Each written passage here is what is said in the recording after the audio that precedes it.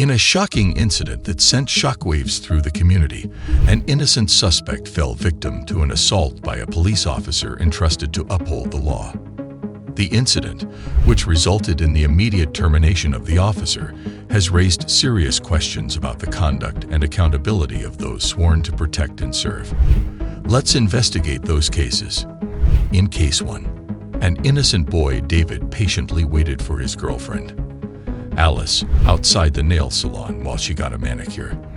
Absent-mindedly scrolling through social media, he was taken aback when two police officers approached him. To his disbelief, they suddenly arrested him, tightening handcuffs around his wrists. Confused and anxious, David struggled to understand the unjust situation he was in as the female officer read him his rights. Despite his fear, he tried to remain composed and cooperate as they led him toward the waiting police car. The female officer maintained her composure, her voice unwavering as she stated, "Sir, you're under arrest for loitering. It's a violation of the law." David's confusion grew even more profound. He couldn't comprehend how merely waiting outside a business could be construed as a crime. He desperately searched for a logical justification for the officer's accusation, considering that he had just paid for his girlfriend Alice's nails, making him a legitimate customer.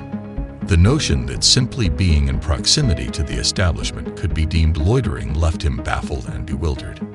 As the events unfolded, David became increasingly perplexed and uncertain.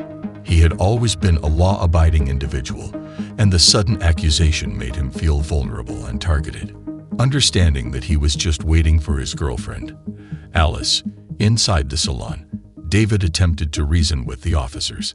However, the female officer cited a law defining loitering as behaving in a manner that deviates from normal conduct, potentially causing reasonable concern for other safety.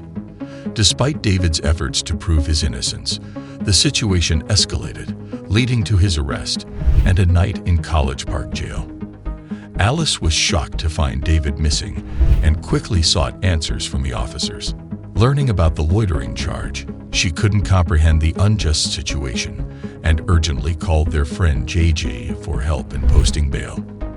Unfortunately, they lacked sufficient funds, leaving them no choice but to wait until their court hearing on Monday. Filled with frustration and anger, David couldn't understand why he was being punished for a crime he didn't commit. In jail, David and Alice decided to press charges against the female officer, suspecting personal bias and misuse of authority. When Monday came, they presented their case to the judge, who attentively listened and ultimately dismissed the charges against David. The officer responsible faced disciplinary action and was required to undergo further training, ensuring a measure of accountability for her actions.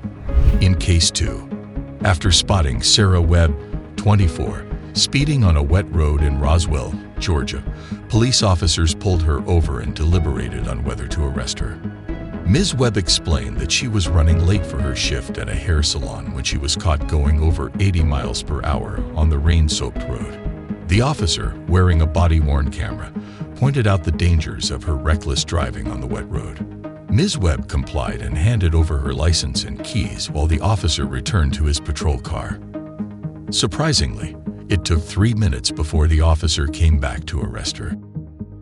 Later, it was revealed that during those 3 minutes, the officers resorted to a coin toss to determine whether they should arrest Ms. Webb. This controversial decision-making method came to light 2 months after the incident, leaving Ms. Webb shocked and concerned about the lack of a proper and fair assessment during the traffic stop.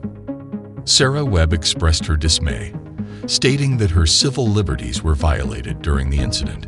She was shocked to learn that a coin flip simulation app on one officer's cell phone played a role in the decision-making process that led to her arrest, though it's not entirely clear whether the virtual coin toss directly influenced the officer's decision. The footage showed them using the app to determine her fate. After the Roswell Police Department's chief, Rusty Grant, became aware of the incident, he promptly put the involved officers, Christy Wilson and Courtney Brown, on administrative leave and initiated an internal investigation. The footage of the arrest captured the officers discussing whether to arrest or release Ms. Webb, with one officer suggesting she had to drive at high speeds to catch up with her. The news of the incident was first reported by 11 Alive, an Atlanta news station, which brought it to Ms. Webb's attention. She filed a motion for discovery to view the video and saw it just before her court appearance, leading to the prosecutors dropping the charges against her. Chief Grant expressed his disappointment with the behavior of the officers, stating that it does not represent the standards expected from the hard-working officers of the Roswell Police Department. Ms. Webb is relieved that the charges were dropped and hopes that such an incident won't happen to others who might not be as fortunate in the future. Well, that's it for today. If you found this informative, subscribe for more updates, like and share to raise awareness. Don't forget to hit the bell icon for notifications.